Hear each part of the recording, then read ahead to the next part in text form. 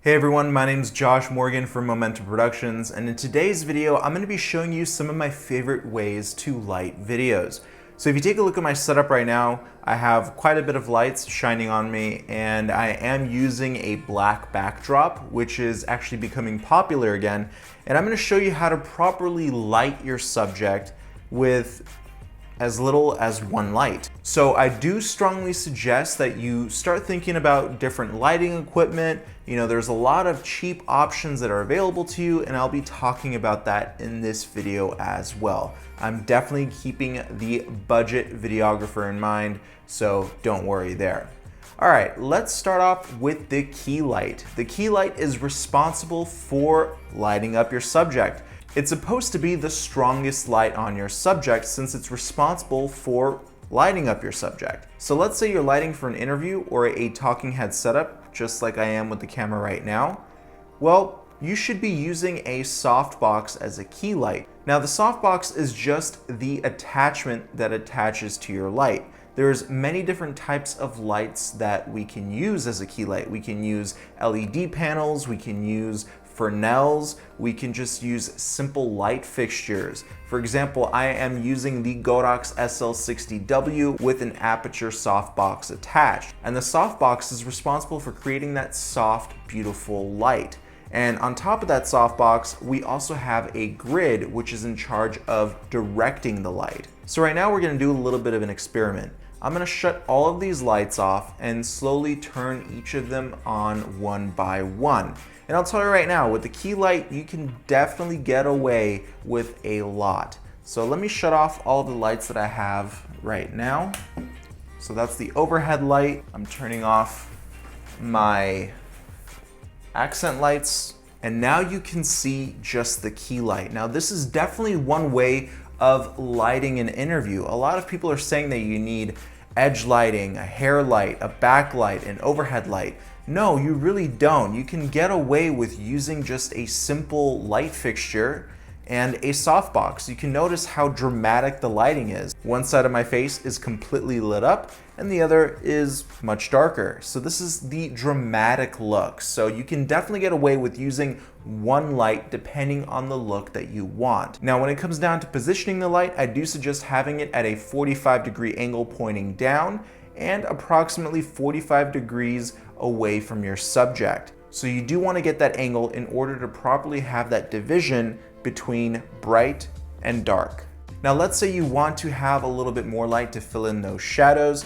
A lot of people are saying that you need to have a fill light, something that's off to the side here at another 45-degree angle. But I'm telling you right now that that's not the case. You can actually use what we call an overhead light, which is going to light up your subject's hair along with the shadows. This one light does a lot, surprisingly, and there's a ton of different light fixtures that you can use, or LED panels, for example. I'm using the Falcon Eyes RGB LED panel, and watch what happens when I turn it on. So now the light is starting to come on, and now you can see a lot of the shadows go away from my face, and my shoulders and the edges of my body are lit up along with my hair. Now, because my background is dark and so is my hair, if you don't have an overhead light or an edge light, you're not gonna get that dimension between the backdrop and your subject. So it's important to have an overhead light because it acts as a fill, covering up those shadows, and it also acts as an edge light. So with these two lights, you get a completely different look. It's nowhere near as dramatic as the last lighting setup that I showed you, which was just one key light.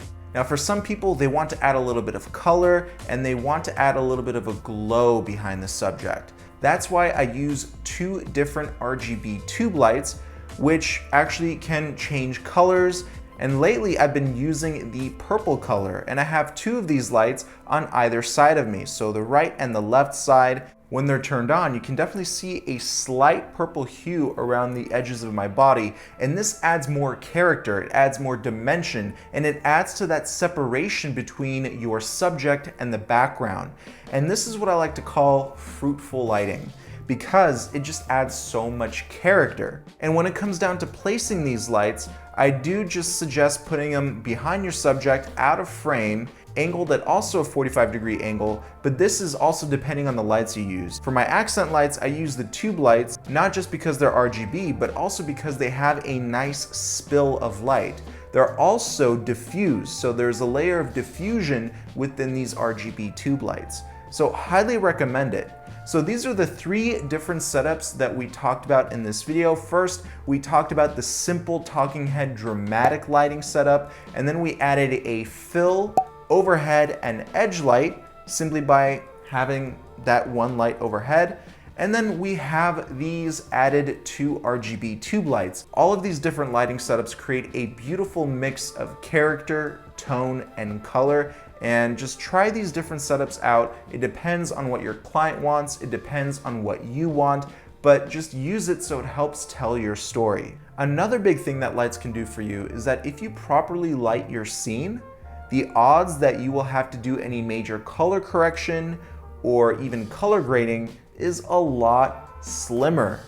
So proper lighting is key, not for just making your scene look good, but for your overall workflow and workload. It can really decrease that amount for you. So thank you guys so much for watching. I hope this video has helped you out, and if it did, give it a like and subscribe with those channel notifications turned on. I'll see you in the next video. Peace.